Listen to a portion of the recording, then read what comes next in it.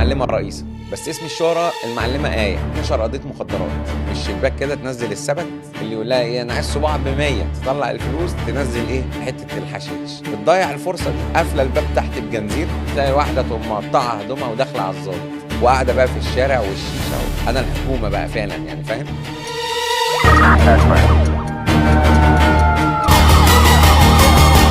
رئيسة مواليد الخمسينات، في أواخر الخمسينات كده، من أسرة بسيطة خالص. ولما كبرت دي الحال مع الأسرة مع الكلام ده كله، اتجهت اتجاهات تانية انحرافية، يعني على علاقة ببعض من الشباب اتجهت الاتجاه اللي هو ماشي يعني بطال. ماشي ببطال.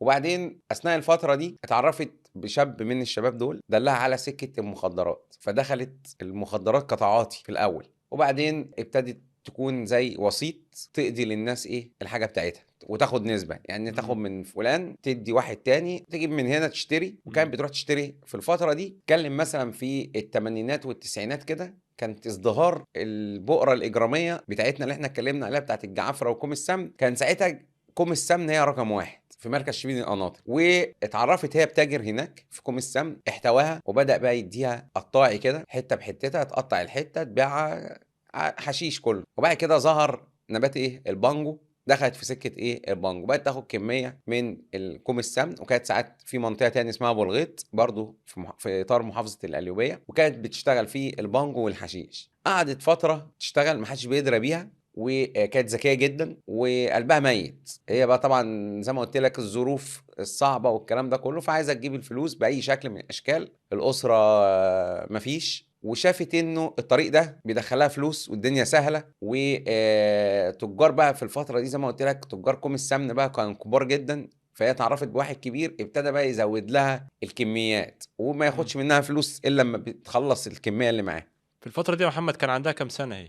انت بتتكلم بقى الفتره دي بتتكلم في 35 سنه مثلا. وكانت طبعا هي في عزوف عن الجواز. بعد كده كونت بقى نفسها من الطريق ده، تجارة الصنف. من تجارة المخدرات. زي ما قلت لك كان في ازدهار لمخدر البانجو ده، وهي كان بقى ذاع صيتها، اشتهرت في الموضوع ده. اتحبست مرة، قضت 6 سنين وخرجت. بعد ما خرجت بتتجوز أول جوازة ليها، وبعدين ما بتكملش لأنها بتستمر في تجارة المخدرات. وحتة بقى التحكم اتحولت بقى من شابة لشخصية لتاجرة مخدرات كبيرة، بقت المعلمة رئيسة. فعارف انت بقى جو المعلمة بقى بالصبيان بالرجالة، ابتدى بقى يتكون عصابتها. وأول جوازة ما انجبتش، اتجوزت تاني، انفصلت عن جوزها، قعدت فترة حبس. تتكلم بقى ايه في مراحل عمرية بيتوسطها كده، في النص مرحلة بتتحبس فيها، تاخد لها 6 سنين، خرجت تاخد سنتين، تتجوز، تنفصل، ترجع تتجوز تاني جوازة تانية، وبرضه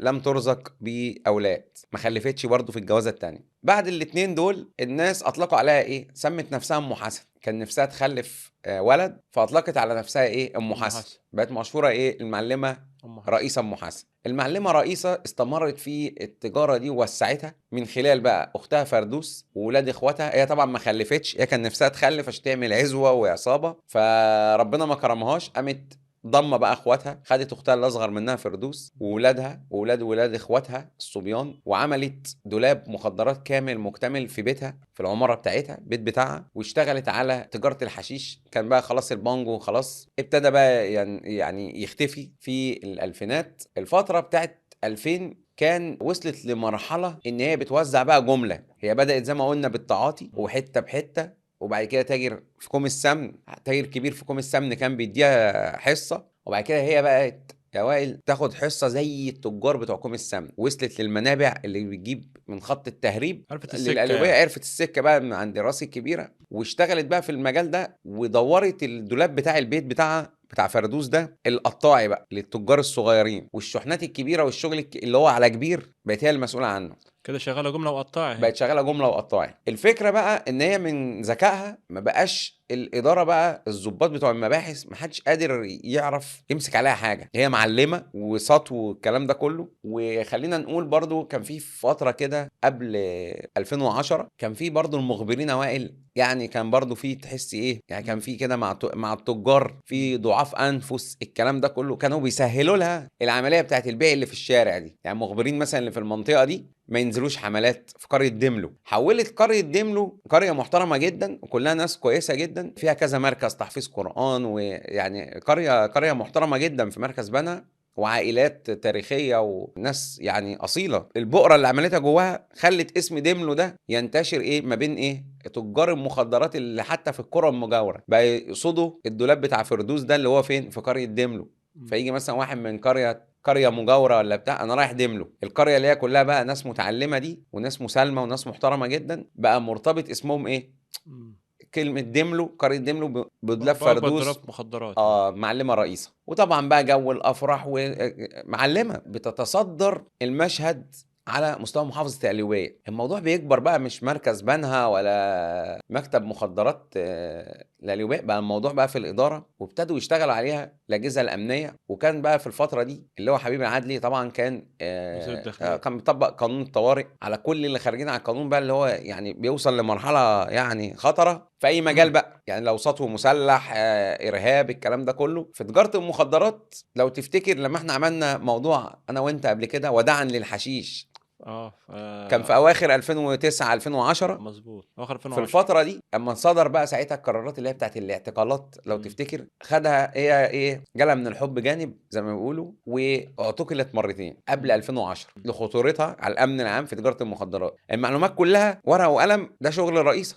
اما بيجيبوا عيل مثلا او تاجر جايب من الرئيس، رئيسه، تيجي بقى تقتحم بيتها، تعمل مأموريات والكلام ده كله، تخش تفتش ما تلاقيش اي حاجه اصلا. كانت بتخبي الحاجه. كان طبعا مخازن بقى، وما تقدرش توصل للمعلومه فين الشغل بتاعه. وشغل الاداره متهم بمضبوطاته. فهنا السجل الحافل بتاعها 12 اتهام مخدرات ما بين محبوسه وما بين اتهامات تجاره وموجوده وصبيان وبتمسكوا. فهنا وزاره الداخليه عملت ايه ساعتها؟ يطبق عليها قانون الطوارئ، اعتقال. تم اعتقالها في 2000 وقبل 2010، بتخرج في اواخر 2010، وبعد 2011 بتتوسع بطريقه بقى كبيره جدا مع الانفلات الامن اللي حصل في 2011، وبتتوسع في تجارتها خلاص بقى ببجاحه وبسطو وبنفوذ. لو انت بقى بتتكلم، شوف احنا كنا بنحكي ان كل تجارتها دي ما تعرفش تمسك منها حاجه. بعد 2011 بقى الدولاب علني جهرا، مسلحين واقفين في الشارع، رجالتها اخواتها فردوس عادي جدا. يجي مركز بنها هيبتدي بقى الضباط بتشتغل والكلام، وتنزل تاني وترجع تتعافى الدنيا، ينزل معاهم مباحث، الناس تبتدي تتكلم معالي الباشا ده في ناس بتبيع مخدرات في الحته الفلانيه، والدولاب رئيسه واختها فردوس ومش عارف وابنها رامي. ينزل ضابط مباحث ولا مأمورية فيها رئيس مباحث ومعاونين وبتاع، اول ما يخشوا الشارع يبلغوا. يا ريت بقى بيتبلغوا، لا ينزلوا لك الستات، تصدر الستات ويبتدوا يتهجموا هم على حملات، على الحمله على الضابط. تلاقي واحده تقوم مقطعه هدومها وداخله على الضابط، رمي بلد. الحقوني والشرطه بتعمل والشرطه بتسوي. والفتره دي زي ما قلت لك لسه في فتره التعافي الامني، لسه بقى التعافي الامني. انتوا رجعتوا تاني تعملوا وانتوا مش عارف ايه، ترمي بلاها على على الظباط. ومش الظباط عامله لا طب خلاص يبتدي المعاونين ترجع لورا. وطبعا ما بيلاقوش بقى حاجه، ما هو نازل اصلا ياخد اجراءه، يجي داخل البيت هيفتش دول في الوش، بيعطلوا الحمله شويه، يعطلوا الحمله، وبعدين يشتبكوا كمان مع الحمله. ما بقول لك جبابره صعبه جدا، معلمه يعني، فاهم؟ مكافحه المخدرات عايزه بقى تضع حد للموضوع ده. بقى دولاب معتمد، ناس تيجي من كل مكان على قريه دملو، عربيات بقى تيجي تقف، طوابير، والجو اللي هو اللي انت بالك اللي احنا شفناه ده قبل كده كذا مره في كذا بؤره. يعني المشهد بيزداد سوء مع ان الموضوع زي ما قلت لك بيسمع محافظه القليوبيه كلها، وقاعده بقى في الشارع والشيشه وبتاع، فاهم؟ كأني مفيش بقى انا الحكومه بقى فعلا يعني، فاهم؟ فطبعا بيتعمل لهم مأموريه بيشارك فيها ساعتها العقيد محمد عامر، وكان ساعتها كمان العميد عبد الله جلال، عبد الله بيه جلال، رئيس قطاع هناك. كرئيس قطاع، كرئيس فرع البحث الجنائي. وعملوا لها مأموريه. الكلام ده في 2018 اتعملت مأموريه بقى زي مأموريه الجعافره كده، مداهمه لاداره مكافحه المخدرات مع مصلحه الامن العام مع البحث الجنائي. ونزلوا يا باشا على الواقر ده، حوطوه. المشكله ان هي البيت بتاعها ظهره النيل، ظهره نهر النيل. كل ما تخش الحملات ينزلوا يجروا على النيل، يهرب الرجاله تهرب. طب ايه الحل؟ قاموا نازلين يا باشا قوات جات لهم بقى من النيل، مسطحات، مع شرطه المسطحات كده، ورجاله المكافحه راكبين القوارب، نزلوا من النيل ودخلوا على من قريه لقريه للقريه بتاعتهم دملوا دي، حوطوا القريه كلها. قدروا ان هم يحكموا قبضه كامله على المنطقه كلها القريه كلها، وقفلوا بقى على البيت بتاعهم. ابتدى يحصل المقاومه، بس خلاص بقى انت بقى معاك قوات امن مركزي وقوات خاصه في 2018 الكلام ده. وتم ضبط مين؟ رئيسه، وتم ضبط كمان فردوس. اختها فردوس وابنها رامي واتنين تلاتة من الافراد العيله. هي كانت بقى واخده ولاد اخواتها كلهم معاها، واخوها اتقبض على تشكيل عصابي بتتكلم مثلا في 10 15 واحد بالمعاونين بتوعهم. اتظبط 3 كيلو حشيش على 7 كيلو بانجو كده يعني. وهواتف محموله كانت بتستخدمها، كان معايا 3 4 تليفونات ومبالغ ماليه. لما اتظبطت طبعا هي اتفاجئت ان ايه، هي فاكره بقى خلاص الدنيا ايه، هي بعيد بقى عن رجال الشرطه، وفاكره نفسها بقى ايه، خلاص الامور ماشيه زي ما هي ماشياها. الحملة كانت مكبرة المرة دي. حمله بقى كانت حمله بقى زي حمله الجعافره كده، امن عام بامن مركزي، مفيش بقى ايه، لا مقاومه ولا هتقطع بقى هدومها ولا الكلام ده كله. اذن النيابه بالتحريات برجال الاداره نزلوا ظبطوا كل الدولاب ده. وعايز اقول لك، شفت كده لما الدكش اتمسك والزغاريت وبتاع، اهل القريه زفوها زفه بلدي. اتواجهت عندها 12 اتهام، وخد بالك ابنها رامي 3 اتهامات، اختها فردوس مش عارف قضيتين. كل ده مخدرات، نشاط عائلي يعني، ده بيسموه حتى قدام نشاط عائلي. القاضي بيبقى نشاط عائلي، سجل حافل بالاجرام. مجموع القواضي بتاعتها 150 سنه سجل يعني، حافل. 150 سنه سجن. دي كانت يعني حكايه رئيسه، واللي كانت لحد الان بقى طبعا انت بتلاقي ناس حتى على الفيسبوك كده بيعملوا بوستات كده كوميديه عنها وبصورها، وطبعا بقى الحلقان هي ونفذت خلاص الأحكام. اتحبست طبعا هي كلهم، يعني خلاص هي كده بتقضي العقوبة وبتقضي داخل طبعا السجن. العقوبه بتاعتها. ما ماتتش ولا حاجة لسه. لا بتقضي العقوبه بتاعتها. يعني كده بعد ضبط رئيس الحمد لله كده مفيش مخدرات تاني في القرية، قصتها انتهت والمخدرات انتهت من القرية خلاص.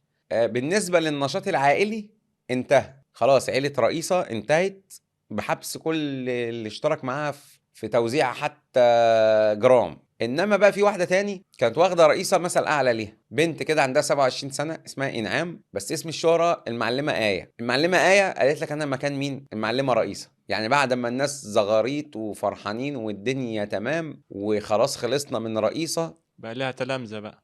طلع لنا ايه؟ آية دي اللي هي ايه، يعني واحدة عندها 27 سنة تخيل، وليها اخ كان اسمه كلابيزو الشهرة. عاملين ايه بقى آية دي؟ محولة البيت لوكر، جايبة 2 3 معاها بيساعدوها، ونفس القصة خدت الزباين بتاعت رئيسة، خلاص مفيش خدتها مخدرات. ايه؟ خدتها عندها هي آية، وكانت بتشتغل في الحشيش برضه. حشيش وبنج ولا حشيش بس؟ لا حشيش بس. عشان الناس كانت بتاعت حشيش. متخصصة. وما هي برضو ايه 2018 بتتكلم ايه، البانجو ده يعني خف جامد. ايوه. هو البانجو انتهى بالنسبه للقاهره والكلام ده كله، بس موجود شويه في الاقاليم سنه كده. هي كانت بتشتغل فين؟ في الحشيش، وخدت الزباين بتاعت الرئيسه. كانت تعمل ايه بقى وائل؟ هنشوف في فيديو كده هنعرضه، بتبيع المخدرات من البلكونه بتاعتها، مش شباك كده، تنزل السبت اللي يقول لها ايه انا عايز صباع ب100، الصباع اللي هو حته حشيش يعني، تنزل السبت يحط لها الفلوس، تطلع الفلوس تنزل ايه حته الحشيش، تبص بقى من تحت يا معلمه هي توصي شويه الصباع ناقص كذا على ايه. كل واحد يعلق يعني، مفيش واحد حتى بياخد الحته بتاعته ويمشي. يعني واحد من السكان لما رحنا صورنا بيقول لي يعني احنا قاعدين طبعا كده، الناس واقفه فعلا كأن جمعيه خيريه وبتوزع اعانات مثلا، فاهم انت؟ مشهد طبعا صعب جدا. مشكله بقى ده طريق كمان قدامها مسجد، الناس في القريه بطلوا يروحوا يصلوا بسبب الدولاب بتاعها، ان الزبائن رايحه جايه طبعا. رايحه جايه ايه ده، الزباين قطع الشارع يعني، الناس واقفه، الزباين واقفين كده تحت البيت طوابير قاطعين الشارع، زحمه وبتنزل السبت كده تشوف فطبعا. طب ايه الفكره في السبت يعني، ليه ما فكره توقفش بقى توزع؟ دي من النوع اللي هم بيتاجروا. بص ما احنا زي ما قلنا ان في المخدرات بالذات لازم الضابط لما بيمسك المتهم بالحرز بتاعه. فهنا انت شفت الفيلم بتاع احمد زكي لما قال له دي حته حشيش مالناش علاقه بيها. أيوة. طب ما ممكن واحد يقول لك ايه، طب ما يقبض عليه وياخده طب ما هو فين الحرز؟ ما هي دي الحاجات اللي هي ايه قانونيه. فهتلاقي انه دايما الضابط عايز يمسك الحاجه معاه، فهي بتعمل ايه؟ بتضيع الفرصه دي، قافله الباب تحت بجنزير، خلاص ما الباب مقفول، واقفه فوق ايه بالشباك. طب انت ظابط وائل موسى ظابط مكافحه، عبال ما يجي ايه يخش وبتاع تكون هي ايه حاجه مش موجوده. ولما تيجي بتبيع علني اهو مثلا، بس انت ما بتعرفش تمسك منها حاجه. انت يعني عشان تبقى هي متلبسه 100%. هي من يعني من فكرها ان انا كده مش هبقى ايه، مدانة. مش هبقى مدانه 100%، مش هيعرفوا يمسكوني بالحاجه. يعني كده يا محمد، مع الحرص الشديد ده، هي بقى ازاي هيمسكها ضابط المكافحة متلبسة؟ ما هي واخدة احتياطاتها زيادة عن اللزوم، ازاي هيتم ضبطها؟ بص بقى، احنا قعدت الفتره دي يمكن دي بقى خد بالك اول فتره الناس يبقى المواطن ابتدى يكون عنده وعي، والناس اصلا كان مغلوب على امرها بيني وبينك انه وضع سيء سيء فوق الوصف. فبداوا يعملوا ايه؟ تبص احنا انا جات لي رساله مثلا في دموع الندم في جريده الجمهوريه، تجاره المخدرات، عملنا حمله امسك تاجر موت اول ما اي. بداناها، فجايه لنا رساله.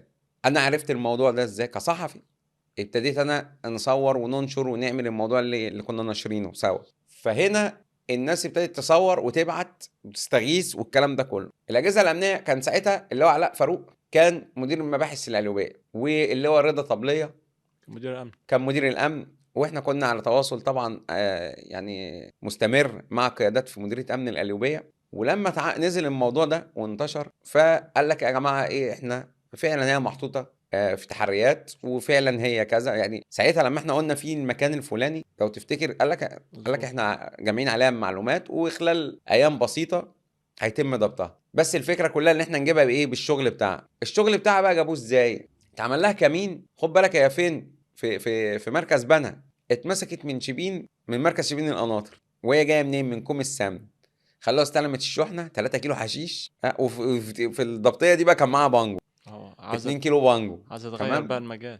اه، اتمسكت ب 3 كيلو حشيش و2 كيلو بانجو. وهي جايه منين؟ متلبسه بقى، خلاص مفيش مفر بقى، يعني حاجه شايله الحاجه. دايما هم بيوعدوا يعني يرصدوا مش التاجر بيجيب منين، ما برضو ده هيفتح لهم سكة تانية ان هو يوصلوا لمكان طبعا. تاني. ما اتمسكت، هي اتمسكت في القضيه دي، مم. ومعاها 2 تاني من كوم السمن. واتعمل حمله بقى بعد كده، حمله مكبره طبعا بقى دي. يعني كان الفتره دي زي ما قلت لك كان خلاص بقى، يعني اهالي القريه بقى ايه، يعني خلصنا من رئيسك جنة معلمة آية. آية. وبعدين خد بالك آية دي مثلا ايه، انا بكلمك 27 سنة بس معاها اخوها كلابيزو ده الناس بقى مسجلة، ومعاها 2 3 تاني مجرمين. فأي حد كان بيشتكي من اهالي القرية كان بيروحوا يتعدوا عليه يضربوا ويكسروا والكلام ده كله، افتوات بقى يعني، فاهم انت؟ بيحموا شغل الترويع. الشغل بتاعه. وزي ما قلت لك مشهد كان في الشارع محدش يقدر يتكلم. الناس بتخاف. ما هو بيخاف على اصل انت هتقف تصطدم مع تجار مخدرات وناس مسجلين خطر. فكل الكلام ده كله بعد ما هي تم ضبطها، تم ضبط